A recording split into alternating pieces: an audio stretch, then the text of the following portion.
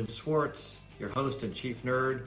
Welcome to Sales for Nerds, the podcast for people who love using their expertise to serve clients but maybe aren't quite so enthusiastic about the sales and marketing aspects of the business. I struggled with this for years, ironically, as a sales and marketing consultant to the Fortune 500. Over time, I realized that there was a more effective, more authentic way to get clients by helping instead of selling, teaching instead of marketing, and connecting instead of networking. My mission is to help you learn the easy way instead of the way I learned it, by sharing my stories, by bringing on awesome guests to share their stories. And of course, as a software guy, I had to go and create the CRM I'd wished I'd had when I was struggling with more traditional systems. It does more of what us solo consultants need, help us nail our positioning, help us get more leads and conversations off our website, get more referrals, have more conversations, automates proposals all the way through to e-signature and more, and less of the bloat that comes with traditional CRMs. If you want to check it out, you can start a free trial at mimiran.com. That's MIMIRAN.com. And you can even just sign up for the free version, which helps you nail your positioning. And you can also find proposal templates, lead magnet ideas, and more. Once again, that's MIMIRAN.com. Now let's get to it. Today, I'm super excited to have with me Julie Brown, the host of the This Shit Works podcast and author of This Shit Works, a no-nonsense guide to networking your way to more friends, more adventures, and more success. I stumbled on Julie's podcast by accident somehow and immediately reached out to her and said, you got to come on Sales for Nerds because I hated networking for years and years and years. And I'm guessing most of y'all listening do as well. And so Julie's here to tell us how to do it the right way so it's actually fun and much more effective. Julie, welcome to Sales for Nerds. What do you have in your glass? First, hello, Ruben. Second, I have a little bit of cougar juice, a little California buttery Chardonnay. All us ladies over a certain age love it. Well, cheers. And I'm actually drinking white today myself, which is a pretty rare occurrence. I've got some 9 Hats Pinot Gris from Columbia Valley, Washington, and it is just so flippin' hot in Austin. I'm in white wine territory right now, or maybe I'm turning into a cougar. I don't know. Anyway, on that note, Julie, I'm guessing that you weren't trying to become a networking guru when you were growing up. So tell us a little bit about how you got here. Yeah. So I think one of the biggest disservices we have in our higher education system is that everybody doesn't graduate with a minor in networking because it's so valuable and so important to your success. So I started my career in the architecture, engineering, and construction industry. I spent 17 years in that industry originally started out doing marketing, and then in 2005 transitioned over to marketing and business development, a dual role. And that was when I was like, hot damn, I don't want to do marketing anymore. I don't want to be in the office anymore. I want to just be outside, meeting people, putting 2 and 2 together, getting leads. Like that is where I was like, this is what I want to do. So in 2009, I took on a role just doing 100% business development. And then I did that until 2016 when I started my own company. All right. I want to go back to like the first sentence you said about the disservice our higher education system does to us, because you said something very interesting, like we should all get a minor in networking. And I remember being in school and there were certain people who had savvy parents who were like, you got to do this for the networking. And it always sounded so icky. And so I could have sort of rebelled against that. But looking back, those parents knew what they were talking about. They may not have been expressing it in a constructive way, but tell us a little bit more about what a minor in networking ought to entail. Well, it's interesting that you ask because I actually am a guest lecturer at a number of colleges and universities here in the Northeast. I'm based in Boston and we are it's like academia central here. So what is great is that a lot of the professional practice groups within colleges and universities actually have me come in as a guest lecturer to talk about networking. I'm giving a lecture on networking to the executive MBA for Suffolk University in September. So schools are starting to catch on that this is something we should be teaching. It would look like, let's talk about the fact that there are no dummies here. When you're looking around your classroom, everybody is really good at what they do. And if they're graduating with a degree in what they do, guess what? What is going to set you apart? If everybody's graduating with a degree, what's going to set you apart is the people you know, the people who will help you, who are invested in your success.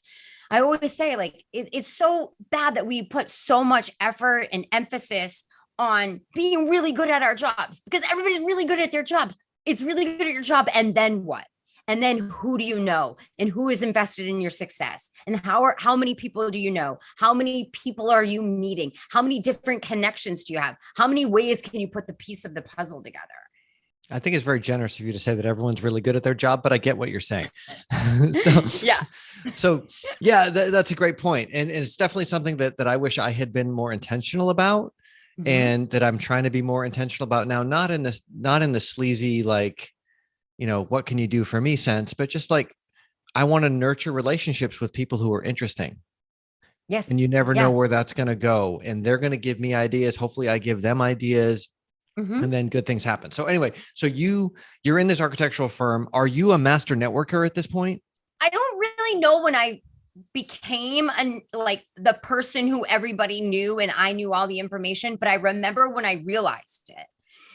So I realized it in 2010. So if anybody remembers, we had the subprime mortgage collapse in 2008. And so architecture, engineering, and construction, everybody took a huge hit. Everybody was like, fuck, but architecture, engineering, and construction was hit extremely hard. We had 55% unemployment in our industry.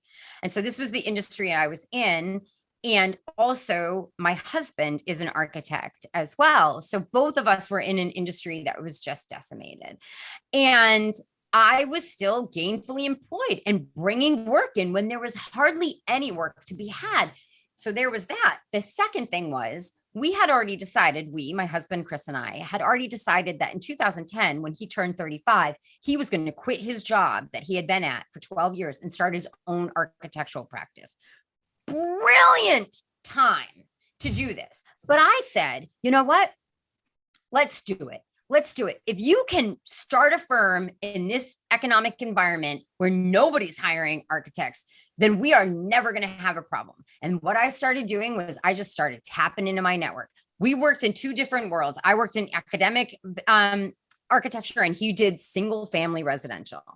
And I just started calling all my friends saying, hey, Chris is going out on his own. We're doing it. He's going out on his own. And he had jobs before he had even signed his S corp papers in a time when nobody had jobs. And then he was hiring when people were laying people off. And that was like the real, like, ding, ding, ding, ding, ding. We have a winner. Like, this is the power of my network. And what did I do to make it? Why do these people care so much about me and my husband? What have I done? And then I really started thinking about networking completely different from that point on. Now, you must have been doing some things right beforehand, because not only were these people taking your calls, they were eager to hire your husband to build a house in a weird time to build a house. Do you have any introspection on kind of how you built that network? Well, the first thing is I became really involved in organizations within my industry. So every industry has organizations in which you can get involved. So I didn't just join the organizations. I got on committees, I sat on boards, I invested my time in those organizations. Multiple organizations, so that I had multiple different places where I could tap into for people and information. So that's one. The second thing is I was a really good person in other people's networks. So when they came to me and said, hey, I need information on this or this or this, I was always there ready to say, I'm not sure if I can get that, if I have that answer, but I'll get it for you. And I was always a good source of information for people, really good, valuable, pertinent, up-to-date information, because bad information is going to sink your BD and your networking really fast.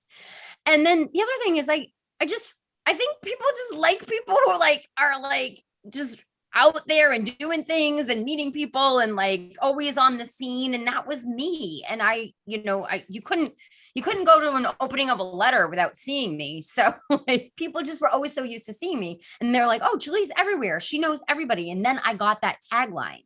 Like, oh, you know Julie Brown. She knows everybody. Of course I know Julie Brown. Like, it didn't happen overnight. Nothing happens overnight. A network isn't built overnight. Don't try to do it overnight. You're going to exhaust yourself and you're going to get burnt out. It happened over time. And just over time, I just built these amazing friendships. And I didn't say, oh, these are my work friends. These are my real friends. If you are my friend, you are my friend. I didn't give a shit if I met you at work or in college or whatever. Everybody was on the same level playing field. No friends were more important than other friends. Like we have people who are like, oh, those are my work friends, and they've never seen your house. Why? Right. They've never met your husband. Are they your friends or are they not your friends? That's a great point. And I'm going to do the same thing. I'm going to rewind back to the beginning of what you said, because I want to emphasize something that is so important. And I'm always ragging on people to do this. But when your husband started his business, you called your network and you told them what he was doing. You didn't say buy a house from him. Nope. You just said, here's what he's up to. Yep. And this one thing, not everyone has the network you had at that point, but everyone has a network of some sort. And I can't tell you how many people are like, I need leads. I'm starting this business. Oh my God. Well, how many people did you tell about this? Well, I posted on LinkedIn and sent out a newsletter. That does not count. I mean, it's fine. You should do those things, but that does not count. Call all the people you freaking know and tell them what you're doing. Yes.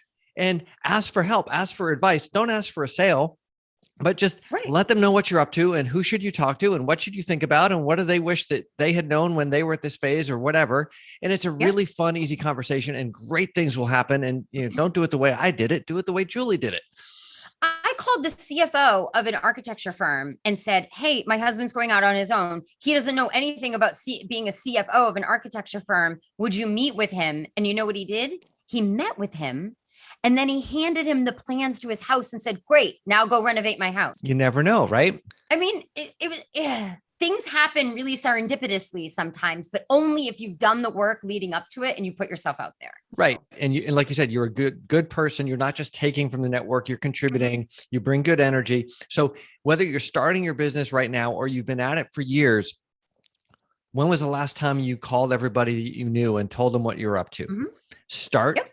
Like if I were you, I would pause this podcast right now and start doing that. We're going to get some more awesome tips from Julie in just a second, but just start doing that. Like talk to people who already know, like, and trust you and make sure they know exactly what's going on.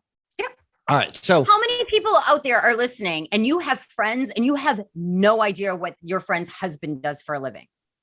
Or what the friends really do for a living. They're like, oh, they're a businessy person, or they work in construction or whatever, but they don't know exactly what you do and who an ideal client is for you.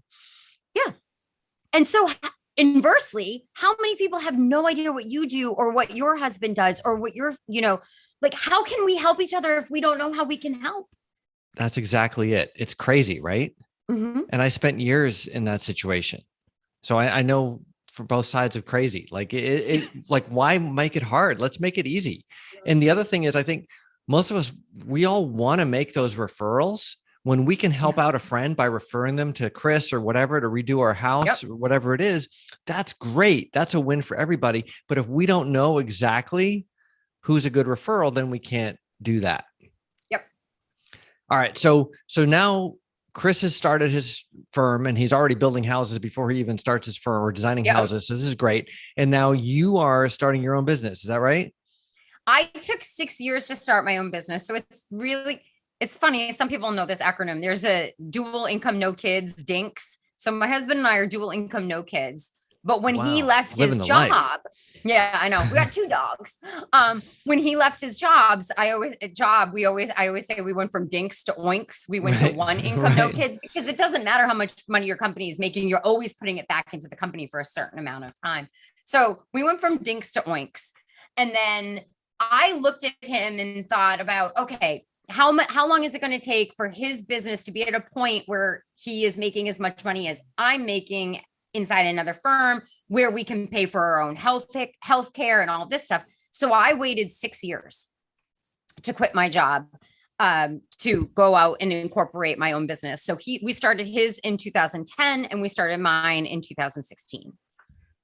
It ended up being like 5.5 years the way the months work, but it was about that time. Okay. And so the plan was always that you were going to start your own firm.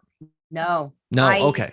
Didn't see it. I didn't see it for a little bit. And honestly, if I'm being 100% honest, I was just jealous. I was jealous that he owned his own firm and that he was his own brand and that he worked when he wanted to and he got to pick the clients that he wanted to go after. And I just said, I want that for myself too, and I'll figure out how to get it. And I started a company saying, okay, who wants to have me as a BD consultant? And that company quickly changed. It's funny about starting a company. You start a company and you think it's going to look some way. And then 6 months later, the whole market's like, we don't want you to do that. We want you to do this. And then you do that and you're like, oh my God, this is what I should have been doing the entire time. I should have been a professional speaker the entire time. So how did you go from that? I'm going to do my own BD consulting to I'm going to speak. Yeah. So I went out on my own. So I networked my face off before I went out on my own. I talked to a bunch of people and said, I'm thinking about starting my own company as a business development consultant for firms who cannot afford full-time in-house BD people. Makes sense. And everybody I talked to said, great, don't talk to anybody else. We'll hire you. So I had 5 non-competing clients before I even incorporated my business. Again, the power of networking and being really good at your job and networking. So I went out, I incorporated with 5 clients.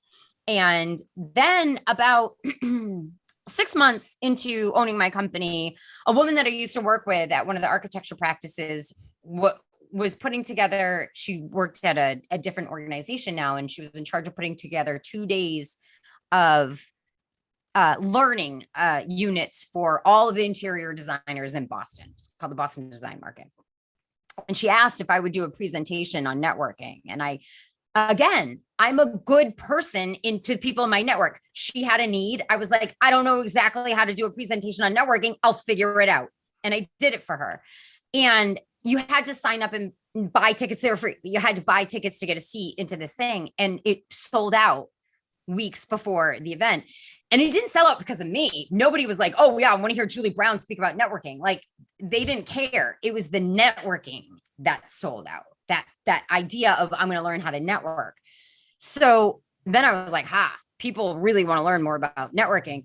And after it sold out, people in the audience started hiring me to say, whatever you just did, whatever presentation you just gave, will you do it over here? Will you do it for this organization? Will you do it for this organization?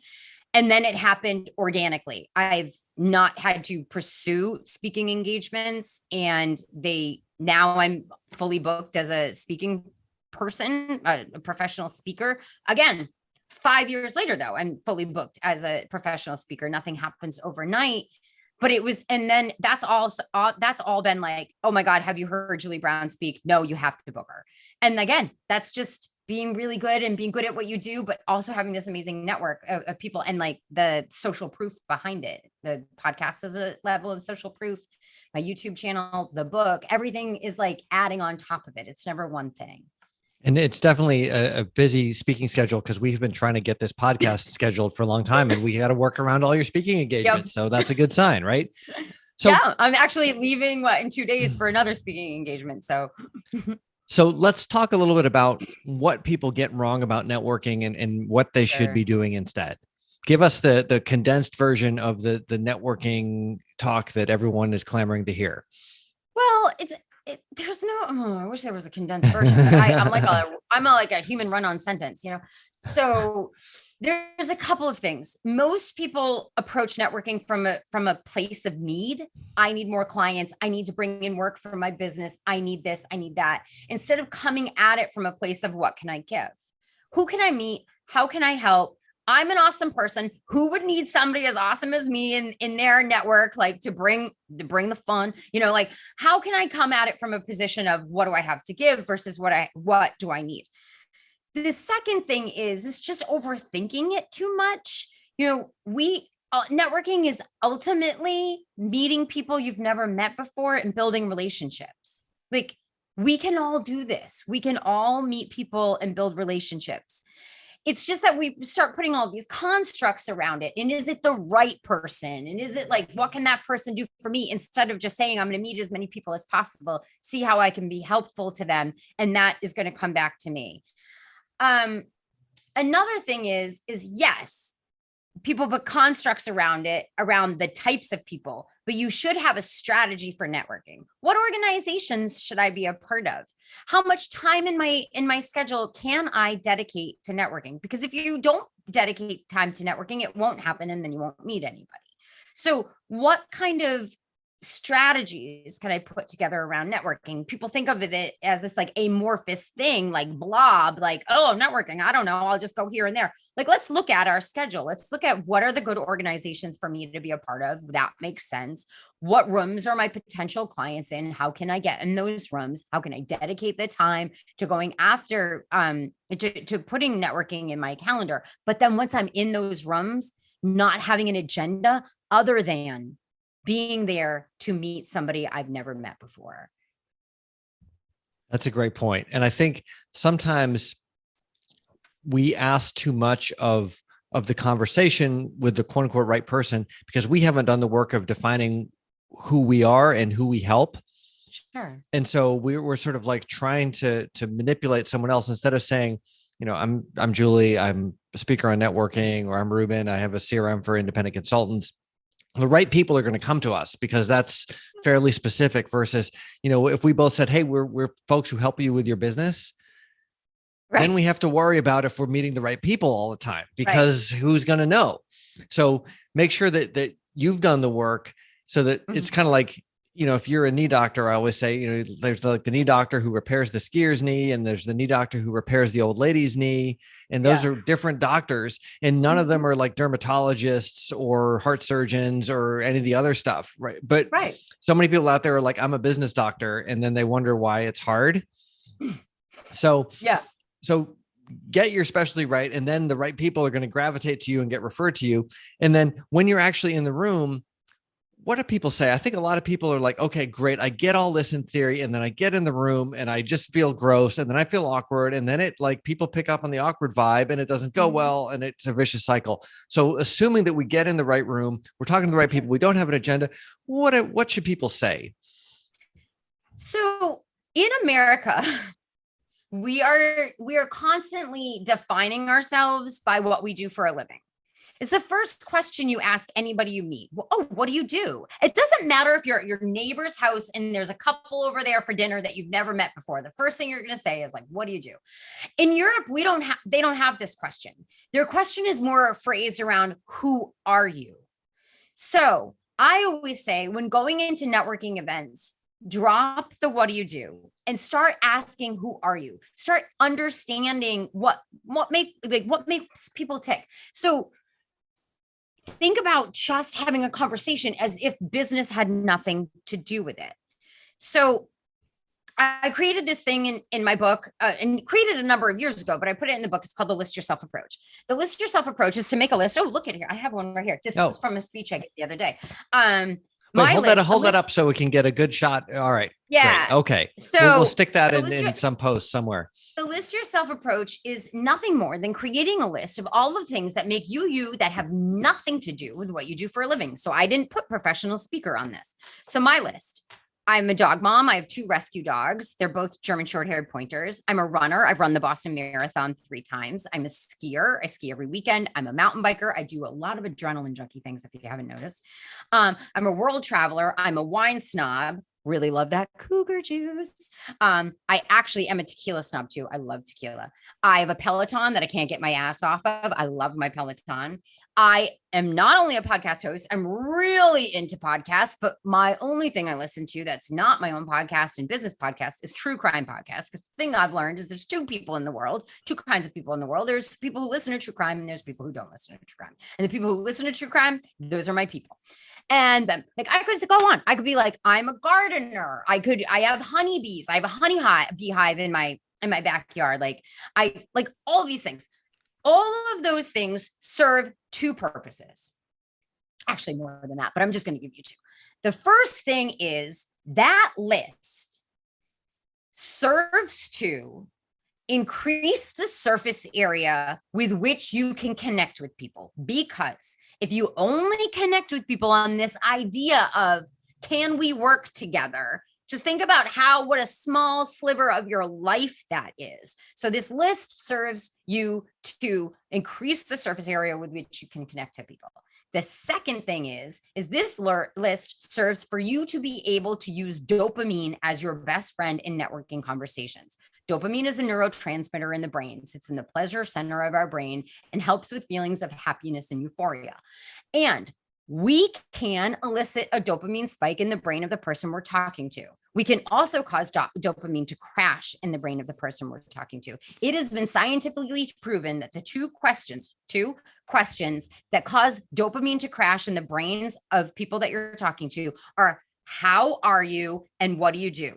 And those are the questions we've been taught to ask first. No wonder people frigging hate networking conversations. Everybody's like, dopamine is going down into the basement. Like, no wonder we hate networking conversations, because immediately the dopamine is like hitting the shitter. Okay.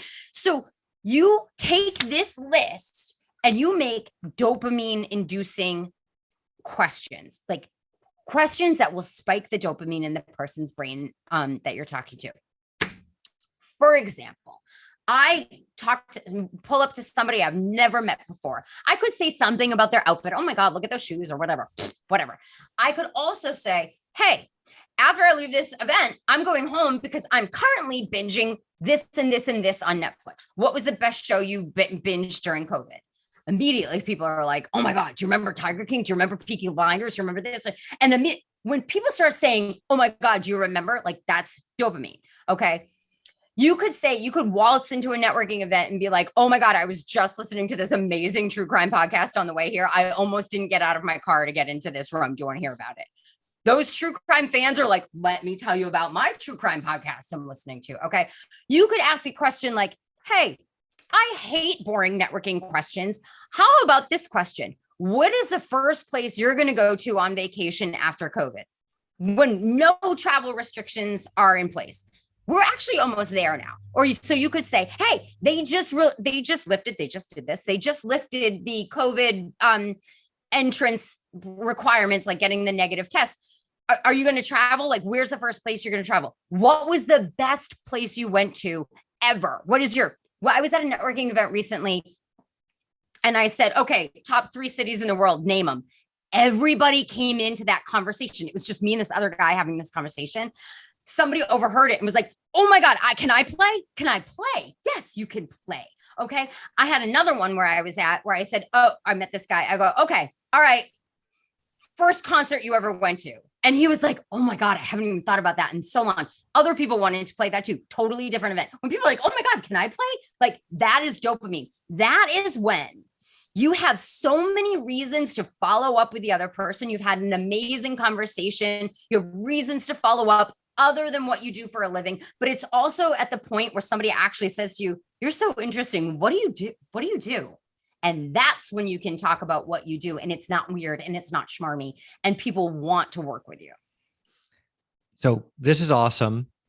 And I think in case people are wondering about this, what's interesting is you're not like reading a book about networking and the top 10 networking questions. You are basically like, I love these things. And I'm going to share my love of these things with other people in a way that invites them to the conversation. Yeah. Right. And so we don't have to be inauthentic. We get to talk about the shit that we want to talk about anyway. Yeah. And some people are going to be like, I hate true crime podcasts. See you later. And you're like, okay. What ones do you listen to? I don't listen to true crime podcasts. Well, no, you could say, okay, great. If you had a choice, what would you listen to? And they're like, oh my God, I would listen to like Tudor England. And I'd be like, oh my God, I went to the Tower of London because I had to see where Anne Boleyn's head was cut off. Like, just keep asking questions until you find something that you resonate with that person. And the irony is I don't listen to true crime podcasts because I'm scared I'm going to get sucked in and I'm just going to like binge on true crime podcasts all the time. That shit'll happen. Yep. Yeah. So I'm trying to avoid it. We'll see what happens. Now you've like replanted the bug. So run for an hour every morning. And that's when I listen to the true crime podcast. And what's funny is like, I'm outside, it's kind of dark because it's like super early. I'm running by myself, listening to a true crime podcast. Like I'm a statistic waiting to happen. Let's not make jokes about that. I get it though. And ironically, like that's when I was listening to your podcast when I was out walking my dog in the morning. And so, yeah, that's when I consume content. Maybe I can make some time for some true crime podcast. So let me ask you this. If I'm going to listen to one true crime podcast, what should I listen to? One. Well, it depends on, do you like a series of podcasts? Do you want to ease into the true crime? So one thing I did listen to that I loved, so there's true crime like murder and there's true crime like business crime, like white collar crime. So one white collar crime that I loved to listen to was The Dropout, and it was about the Elizabeth Holmes and Theranos. Oh, okay. And that was fascinating. So they did the whole thing before the trial. They did The Dropout before the trial, and then they did The Dropout that covered the trial. And fascinating. Now, if I've read the book about it, am I still going to get a lot out of it? Yeah. Okay. Yeah. Because All they have like interviewing people and like, especially the one about the trial, because no one was allowed in the trial. So it was only the reporters reporting on what was happening in the trial. So yeah, it was that one got like, I would run like extra miles to like keep listening. Wow. All right. Yeah. This is a great example of how, Yes. even though I'm supposed to be here for a purpose, not wasting y'all's time, just extracting nuggets of wisdom from Julie, I can't help but get sucked into the conversation, right? Like this is how it works. Mm-hmm. That's how people work. So you're there in this networking event. You have things that you care about, share them with other people in a way that invites them in. Yep. And in fact, I had this mission to ask you, like, are you in a grieving period right now about the Celtics? Because I'm still in a bit of a grieving period.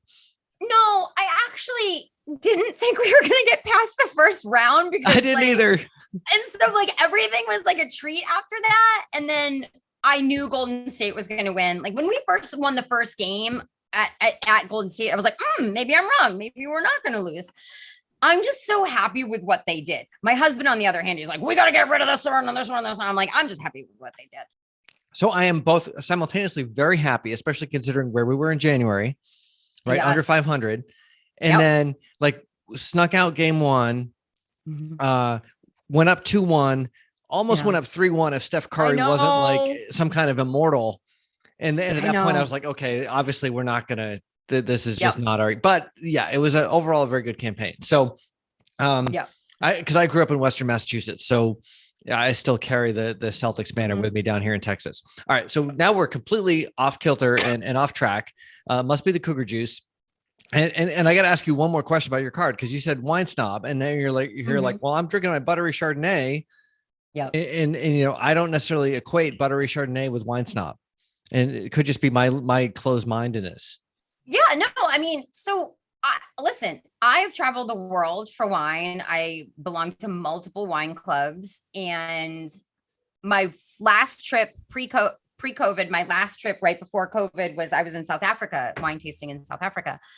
And the truth is there's no right or wrong with wine. Like there's no rule that says like, oh, you can't be a wine snob if you like buttery Chardonnay. You know what buttery Chardonnay is? Expensive. You know, like they're really good stuff. Like I love learning about wine. I've read the Wine Bible twice. Like I just love the whole process. I love the environment around it. Drink what you like. Amen to that. And as someone who's been wine tasting in South Africa, it's always good to find someone that you can like sit down and have a pinotage with, because that's not everybody. And my wife and I, we just got back from Italy. We didn't think we liked Italian wine a year ago. And now we're like, oh, now we understand what we've been missing. Yep. Yeah. Yeah.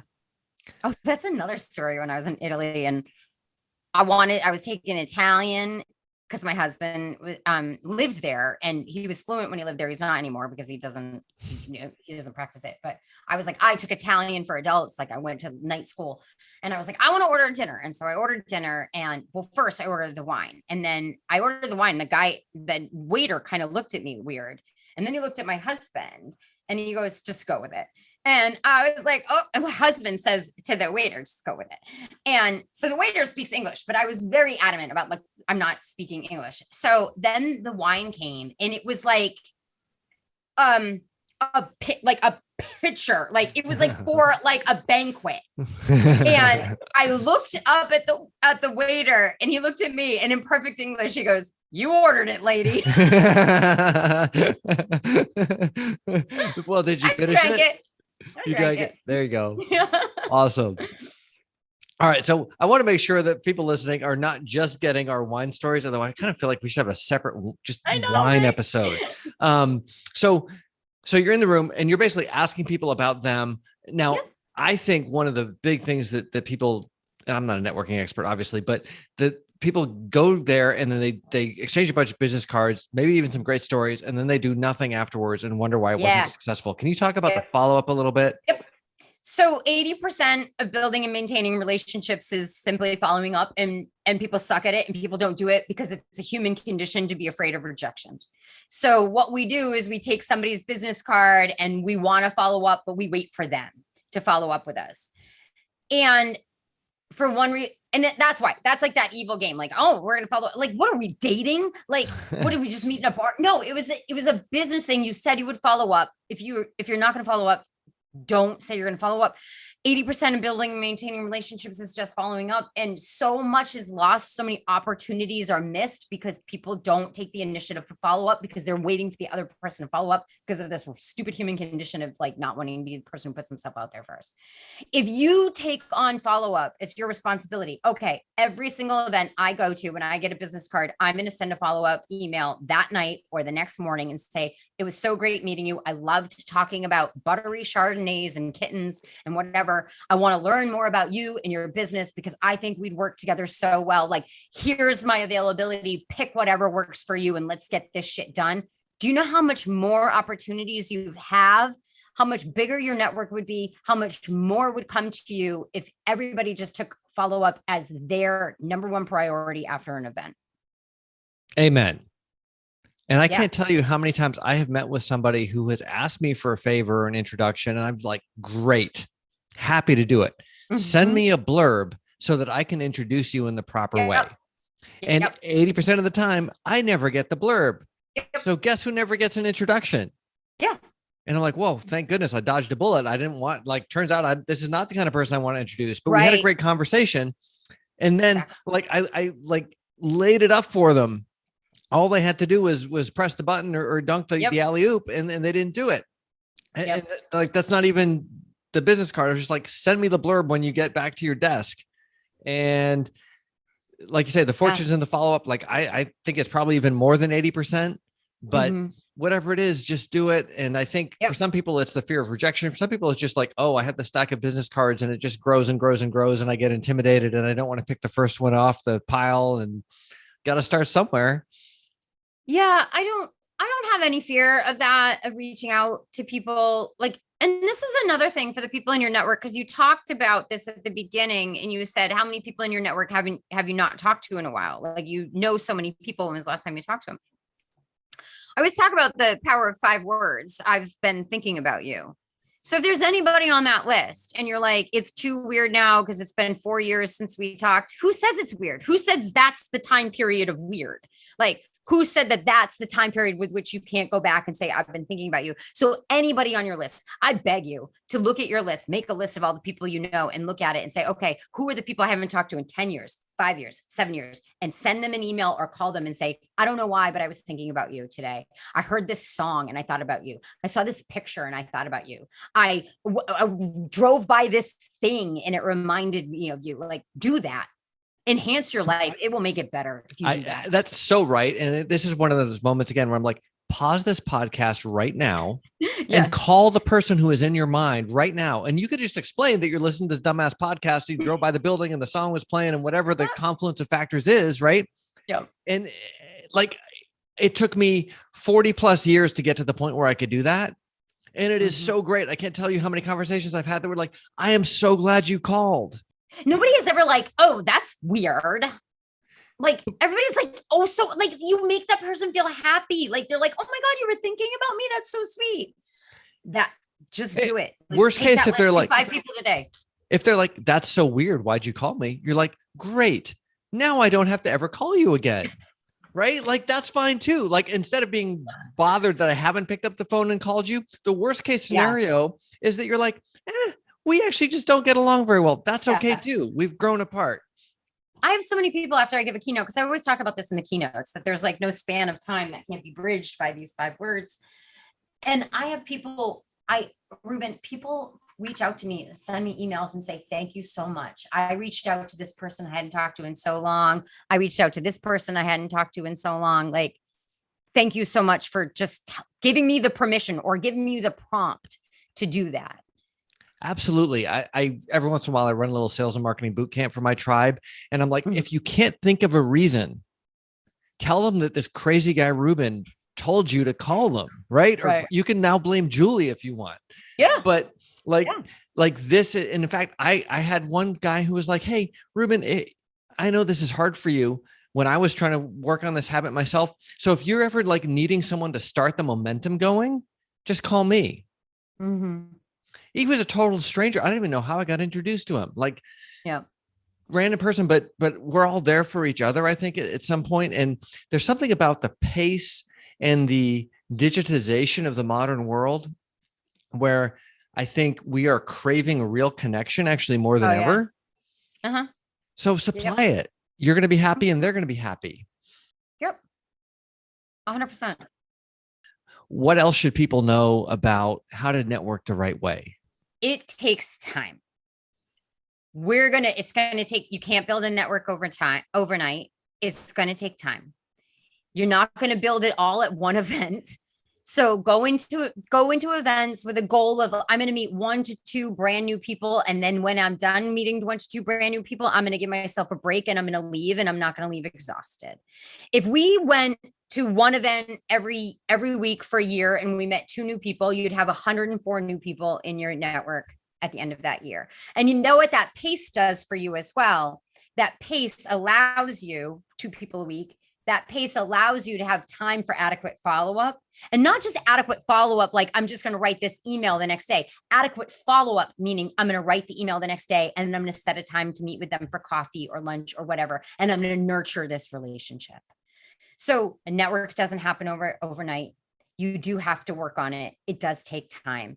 And I call them tomatoes and radishes in my network. So I have a garden at home, and the first week of May, I plant everything at the same time. I plant my radish seeds, lettuce seeds, kale seeds, eggplant, tomato plants. They all get planted at the same time. You know what they all get? They all get the same great soil. They all get the same amount of water, and they all get the same amount of sunshine. But in 3 weeks, I pick radishes and I have them to eat. I don't pick that radish and walk it over to the tomato plant and say, "Okay, you piece of shit tomato, where are you?" Want to know why? Tomato takes 97 days. 97 days. Okay. So you will have people in your network who you treat them the same as other people in your network. And you should always be treating people the same and giving everybody the kind of care that they deserve. But some people are going to refer you really quick. They're going to ask to do business with you really quick. They're going to make strategic introductions for you really quick. And some are going to take time. And there's nothing wrong with the tomato. Tomato gonna tomato, okay? It needs to grow at its own pace. And so when you look at your network and you're saying, well, these people did this for me and these people haven't done shit for me, well, then you're not building those relationships out of integrity. You're building those relationships from that place of, I need something. So I always say, be a friend, not a booty call. You reach out to people to help them, to be there for them, not only when you need something. So it's okay that your network will grow and the strength of those relationships will grow at different paces. Just stick with it. It's not a race. It's just building relationships. I think there's a lot of great stuff there, especially the notion of, hey, if you got 100 new connections tomorrow, you wouldn't be able to follow up the right way. Nope. So it's okay to just have a couple and work on it bit by bit. And I think your tips about having real conversations means that you're going to have fun meeting those people, which I think for me is the key thing. It's like, I want to have those kinds of conversations. And then I want to follow up with the people that I enjoy talking to. So every time I pick up the phone, it's either somebody who has requested something from my site and we're going to have a sort of business related conversation about something we both care about, or it's somebody in my list that I already know that I know I'm going to have a good conversation with because they're fun people. And you know what? Right. I know more people. I have more people in my database than I can possibly keep up with because there's a limited number of like real human conversations that you can have in a given amount of time. Yeah. And so it's like, I'm only going to call people that I want to talk to. Like, and I think there's so many people who didn't do what you did when Chris started his business, right? They don't go talk to the people that they actually want to talk because it's weird or whatever. So I think that's fantastic. Now, Julie, where can people find you if they want to learn more and go beyond this, sort of the surface level introduction to networking and a bit of conversation about Italians and wine and whatnot? So you can always find me at my website, which is juliebrownbd.com. Or you can, my book, This Shit Works, is available on Amazon and Barnes and Noble. My weekly podcast, also called This Shit Works, comes out every Wednesday, wherever you listen to podcasts. Socially, you can find me on Instagram at JulieBrown_BD, or I'm also on LinkedIn. But I have a caveat, because I'm really into making sure that LinkedIn is a visual representation of my actual network. If you want to link in with me, you need to write me a note and say where you found me, and say you found me via Ruben's podcast, and I can accept you, because you can only imagine how many LinkedIn requests I get every day from people I have no idea who they are. And I care about the people in my network. And so if I'm going to connect with you, I need to know who you are. I need to know how you found me. I need to know how I can help you. And I can only do that if you send me a note on LinkedIn. And I will say that works, right? Like I sent a note that explained clearly, like, hey, I'm a human being and I'm not some spam bot just trying to build my network. I just think we'd have a good time. And here we are having a great time. Exactly how it happened. And by the way, if you Google This Shit Works, at least for me, like all of the top results are all Julie. Like if I could rank for a keyword, I mean, that's just so awesome. Yeah. Julie, thanks so much. Cheers. Oh, you're welcome. Cheers. I'm out of cougar juice. It's gone. Oh, no. Thanks for listening. Did something in this episode or a past episode help you out? I'd love to hear about it. Send comments, questions, or ideas for future episodes to hello@salesfornerds.io. And of course, iTunes reviews are super helpful for getting the word out. So if you've got a few moments to put one of those up, I'd really appreciate it. If you've got a friend who'd benefit from one of these episodes, send a link. If you've got a friend who wouldn't benefit from one of the episodes, but you just haven't talked to in a while, this is a great excuse to pick up the phone and give them a call.